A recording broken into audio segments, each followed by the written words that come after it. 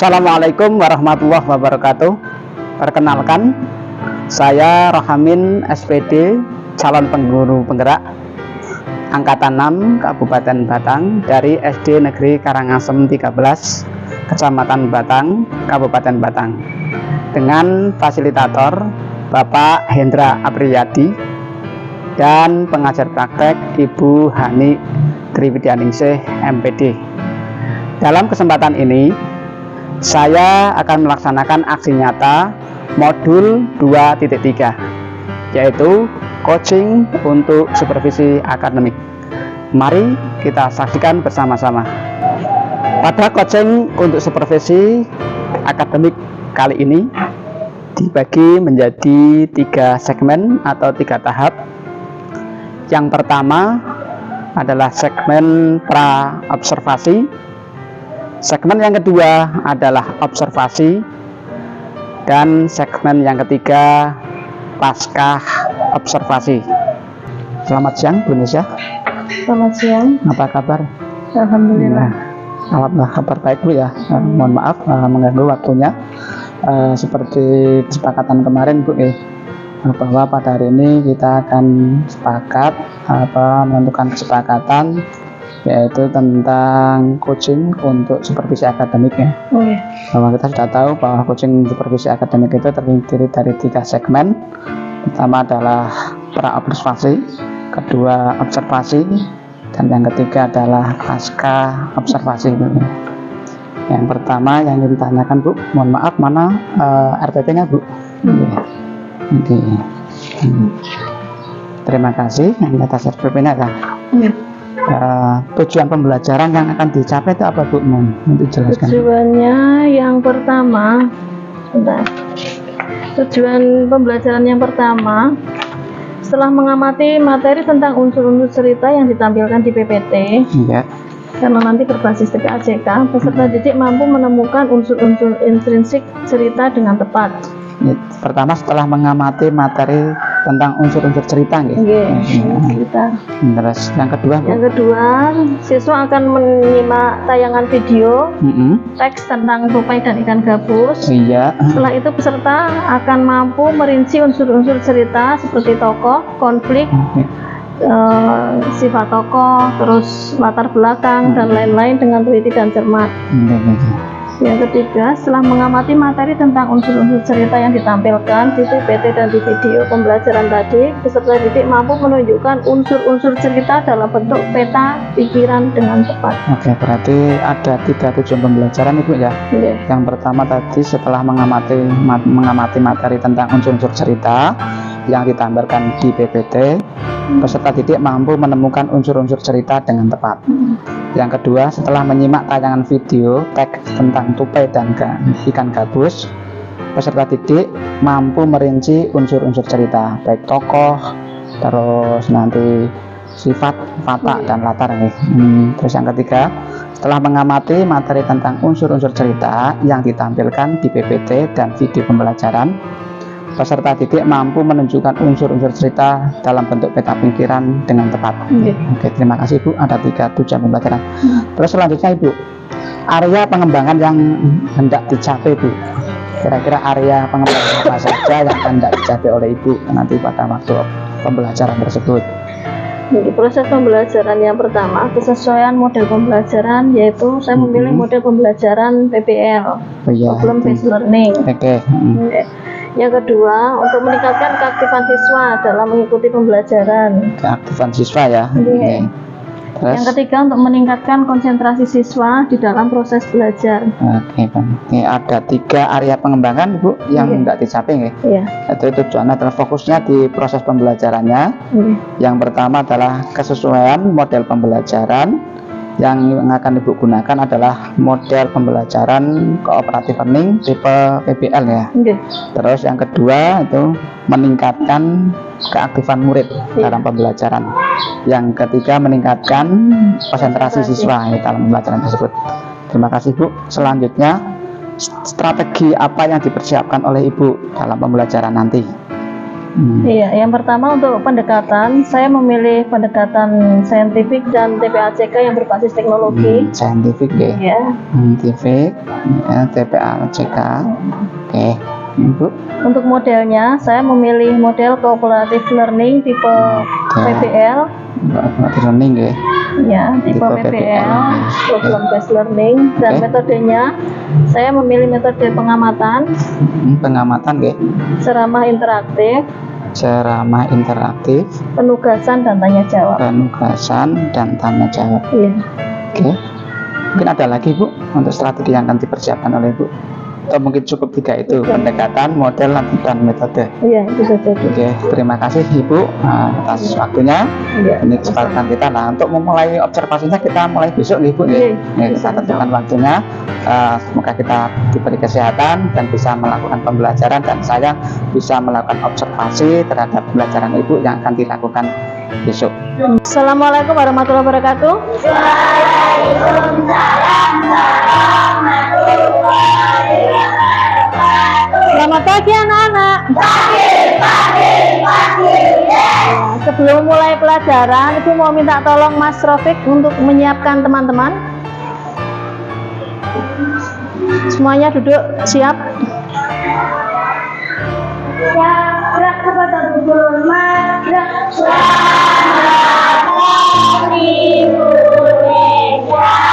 Selamat pagi. Setelah dimulai.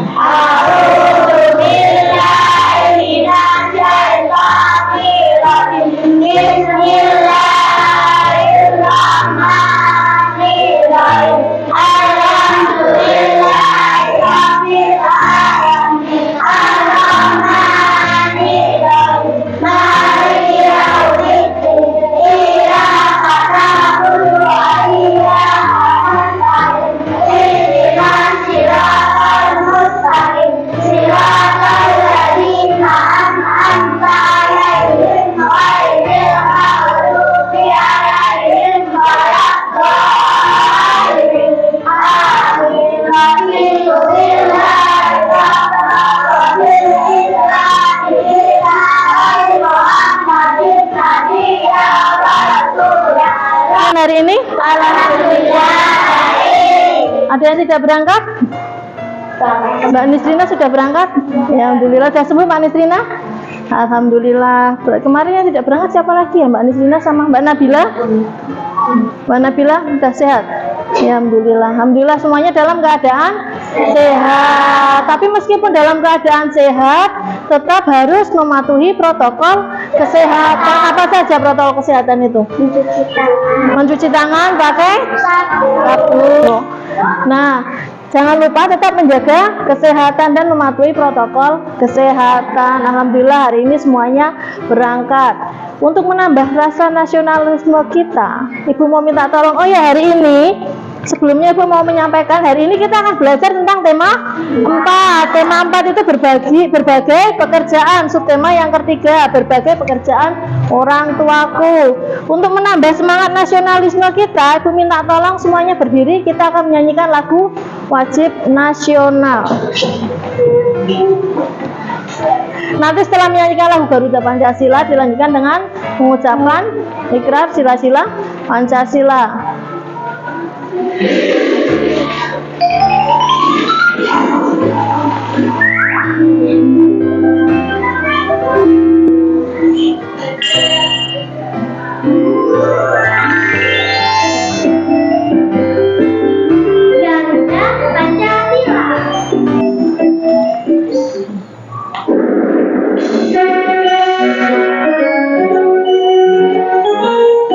Yuk, yang keras, harus penuh semangat. Garuda Pancasila, aku yang menunggu.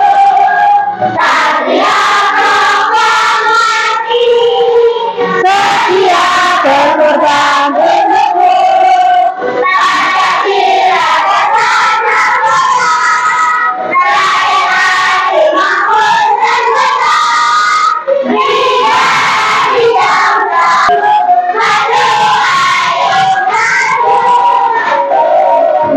itu ada lambang-lambang sila Pancasila. Sila. Pancasila, satu kesatuan yang Maha Esa, dua kemanusiaan yang adil dan beradab, tiga persatuan Indonesia, empat peradaban yang dipimpin oleh hikmah kebijaksanaan dalam kemusyawaratan mufakat, lima peradilan sosial bagi seluruh rakyat Indonesia. Baik, terima kasih. Silahkan duduk. Hari ini kita akan belajar tentang unsur-unsur intrinsik dalam cerita. Masih ingat tidak unsur intrinsik itu apa saja? Ada yang tahu? Nah, sebelumnya Ibu mau tanya dulu. Kalian sudah pernah membaca cerita tentang hewan belum? Tentang dunia binatang? Belum. Pernah lihat filmnya tidak? Apa film apa coba? Yang tentang binatang. Nah, Tom Jerry, si Otan. Itu ada loh yang apa? Yang ceritanya kayak Upin Ipin itu apa tuh? Kayak si Kancil tuh dulu pernah ada sih. Pada zaman dahulu pernah nonton tidak? Hari ini kita akan belajar tentang unsur-unsur intrinsik dalam cerita. Nanti akan ada teks yang kalian baca, akan kalian simak. Nah, coba dibaca dulu.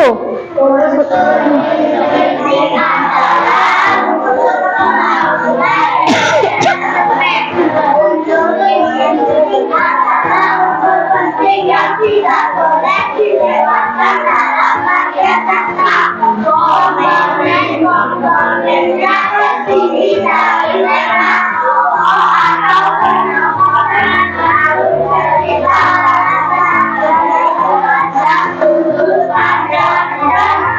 Iya, yang dimaksud amanat ini maksudnya pesan moral. Dalam setiap cerita pasti ada pesan moral yang disampaikan. Ada tokohnya, tidak mungkin dalam cerita tidak ada tokoh. Tokoh itu maksudnya orang yang diceritakan. Kalau tidak ada tokohnya yang diceritakan apa coba? Yang diceritakan siapa juga kita nggak tahu. Nah, kita akan belajar tentang teks yang berjudul Tupai dan Ikan Gabus. Coba diperhatikan.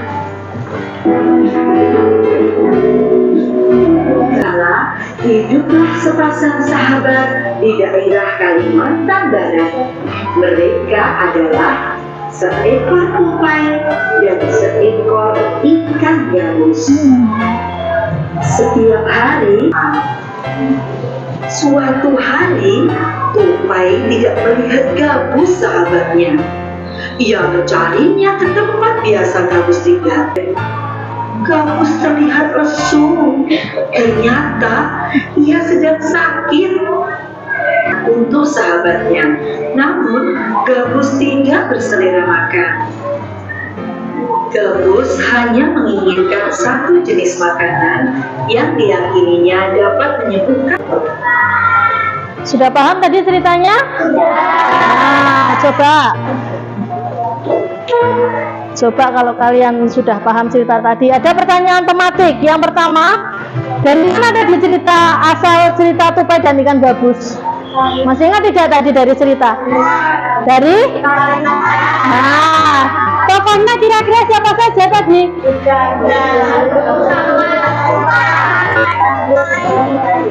Siapa tadi tokohnya? Masih ingat tidak? Tokohnya yang dicerita tadi siapa saja? Ada 3 binatang, apa saja? Terus? Pinter. Nanti di sini nanti ada pesan moral, sama seperti tadi ada judul, disebutkan dulu judulnya. Ada tokoh, ada sifat tokoh, ada awal cerita, akhir cerita, dan pesan moral. Dikerjakan, nanti kalian mengerjakan dengan berdiskusi secara kelompok. Oh iya, bukunya boleh dikeluarkan.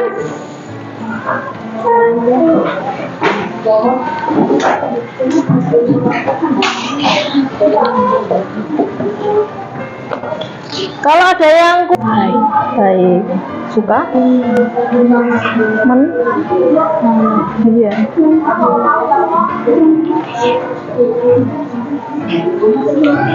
Nggak usah kan ke sana satu kok. Ada yang membacakan ke depan?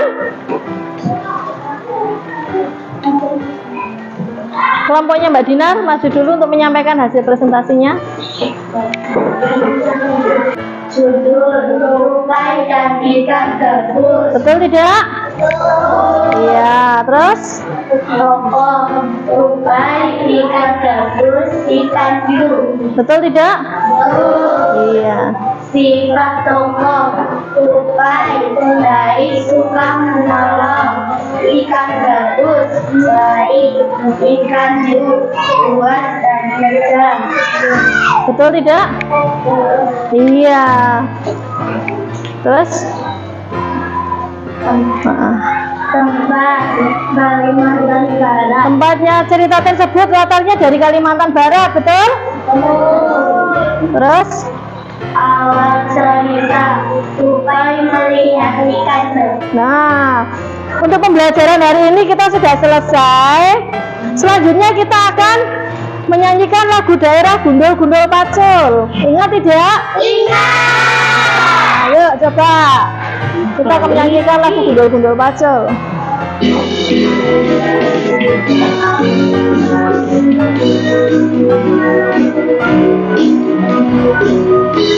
Terus apa weh? Kita ini ya.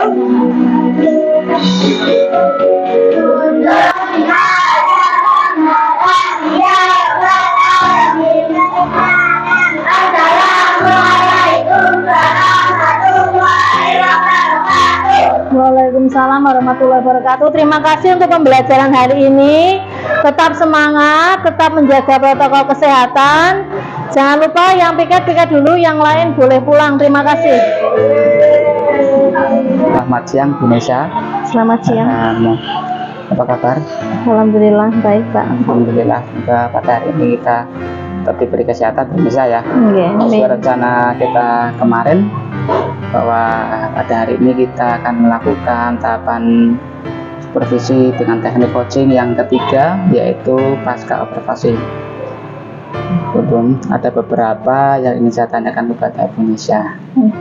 Itu yang pertama, setelah kemarin saya observasi dan Bu Nesa melakukan pembelajaran, kira-kira bagaimana perasaan Bu Nesa setelah melaksanakan pembelajaran kemarin pada saat saya melakukan observasi tersebut?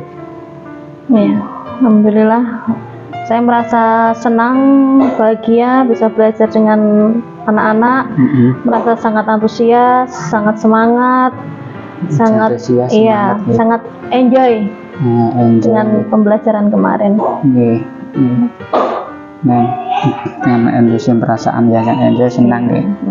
Terus menurut Bu Nesa yang kemarin, apakah pelaksana pembelajaran sudah merasa puas atau sudah merasa maksimal dalam melaksanakan pembelajaran? Belum sih, belum sesuai dengan apa yang saya targetkan dan saya harapkan. Masih banyak yang perlu diperbaiki. Masih Yang perlu diperbaiki Bu. enggak, masih ada yang harus diperbaiki Iya. lagi. Oke, terima kasih Bu. Untuk pertanyaan yang kedua, terkait dengan area pengembangan yang akan dicapai kemarin yang sudah ditentukan oleh Bu Nesa, apakah area pengembangan tersebut sudah berjalan dengan maksimal atau belum menurut Ibu itu?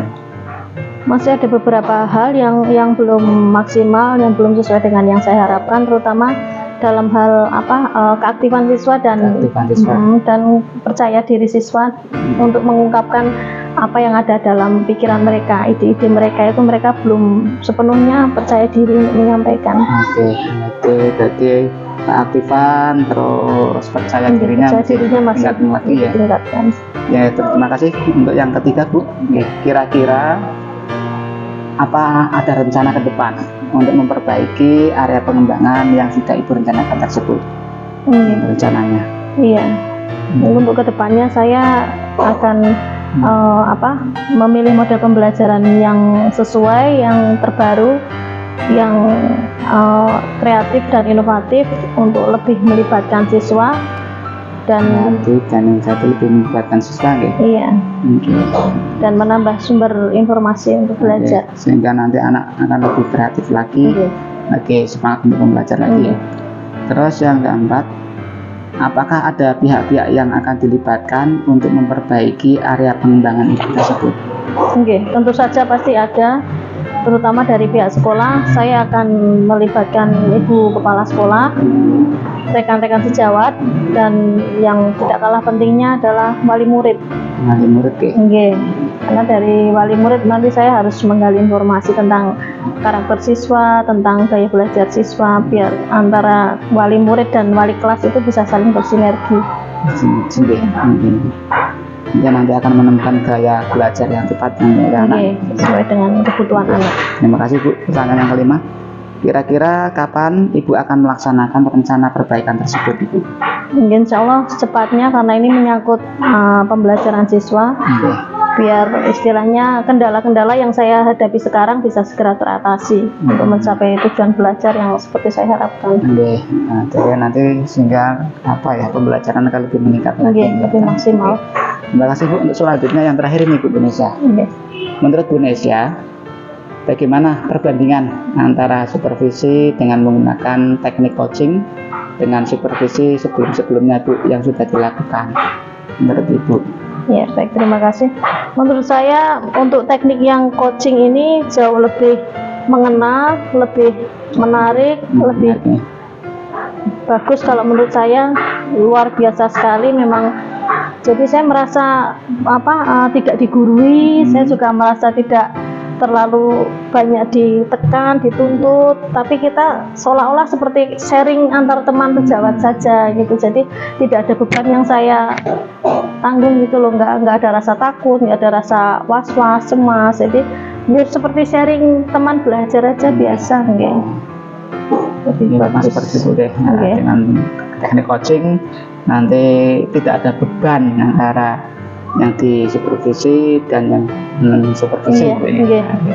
Mungkin seperti itu. Berarti intinya teknik coaching ini lebih baik dengan yang lain ya, dengan penjelasan dari Bu Nesya tadi. Oke, terima kasih Bu atas waktunya, atas jawaban dari Bu Nesya. Saya mengucapkan terima kasih dan mohon maaf yang sebesar-besarnya telah mengganggu Bu Nesya setelah ikut merusui atau menyita waktunya Bu Nesya. Seharusnya Bu Nesya bisa istirahat, tapi saya ajak untuk melakukan observasi dengan teknik coaching tersebut. Sekali lagi saya mengucapkan terima kasih yang banyak-banyak Bu Nesya. Terima kasih. Sama-sama Pak. Terima kasih. Wassalamualaikum warahmatullahi wabarakatuh. Waalaikumsalam warahmatullahi wabarakatuh.